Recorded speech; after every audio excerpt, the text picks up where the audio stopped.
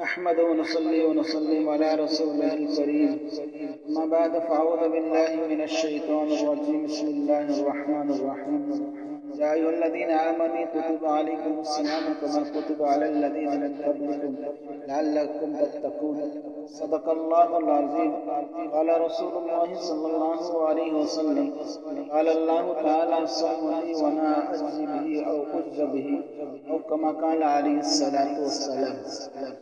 رمضان المبارک کا مبارک مہینہ آنے کو ہے، برکتوں رحمتوں والا مہینہ ہے۔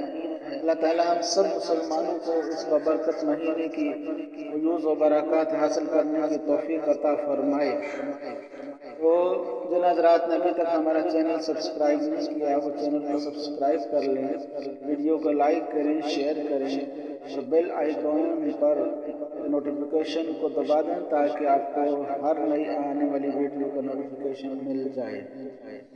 تو سورہ بقرہ کی آیت میں نے تلاوت کی ہے، اس میں اللہ تعالیٰ فرماتے ہیں کہ اے ایمان والو، یا ایھا الذین آمنوا کتب علیکم الصیام، تم پر روزے فرض کی گئے، کما کتب علی الذین من قبلکم، جس طرح کہ تم سے پہلی امتوں پر فرض کیے گئے، لعلکم تتقون، تاکہ تم پرہیزگار بنو، متقی بنو۔ اب یہاں دیکھنے کی بات یہ ہے کہ روزہ پہلی امتوں پر بھی فرض تھا اور ہم پر بھی فرض ہوا۔ روزہ فرض کرنے کی علت اور دلیل اور سبب کیا ہے؟ روزے کو کیوں فرض کیا گیا؟ روزے کو فرض کیا گیا تاکہ انسان کے اندر تقویٰ پیدا ہو جائے۔ تقویٰ کس کو کہتے ہیں؟ تقویٰ اللہ سے ڈرنے کو کہتے ہیں، اللہ کی نافرمانیوں سے بچنا، اس کو تقویٰ کہا جاتا ہے۔ تقویٰ اتقا، یتقی اتقاءً، یہ اس کا لفظی معنی ہے بچنا، اور شرعاً جو ہے اس کی اصطلاحی تعریف یہ ہے اللہ کی منع کی چیزوں سے بچنا، اس کو تقویٰ کہا جاتا ہے۔ اب انسان جو گناہ کرتا ہے وہ دو وجہ سے کرتا ہے، ایک اپنے نفس کی وجہ سے، دوسرے شیطان کی وجہ سے۔ اور جب آدمی روزہ رکھتا ہے تو ان دونوں سے آدمی کی جان چھوٹ جاتی ہے۔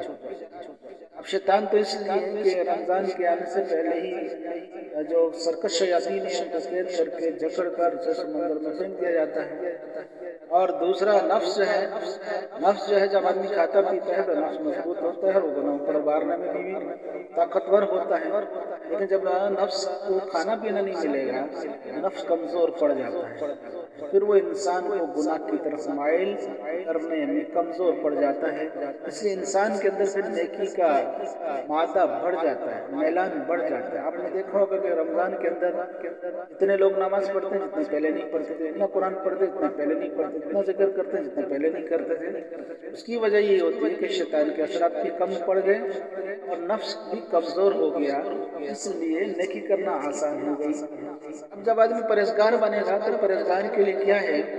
سورہ بقرہ کے شروع میں اللہ تعالیٰ فرماتے ہیں الف لام میم ذالک الکتاب لا ریب فیہ ھدی للمتقین، یہ کتاب ہے ہدایت متقیوں کے لیے۔ اور متقی بنے گا تو کیا ملے گا؟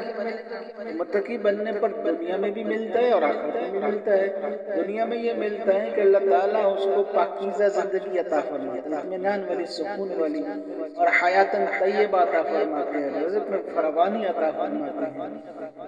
اور موت کے بعد تقویٰ پر کیا ملے گا؟ موت کے بعد تقویٰ پر اللہ کی رضا ملے گی، اللہ جس سے راضی ہوتا ہے اس کو جنت ملے گی۔ جنت کیا چیز ہے؟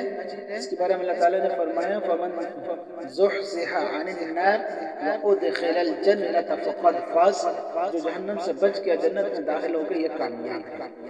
اب کامیابی جنت کو کہا گیا۔ جنت کیا ہے؟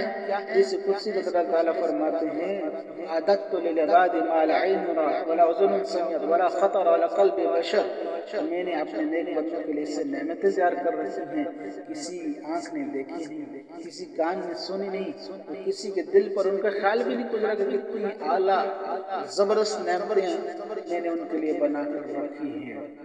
جنت کے اندر ایک بلخا، ایک جو ہے محل جو ہوگا اس کے 70,000 کمرے ہیں، ہر کمرے کے 70,000 دروازے، ہر دروازے میں 70,000 فرشتے اس کو اہلاً و سہلاً جنتی کو کہنے کے لیے کھڑے ہوں گے۔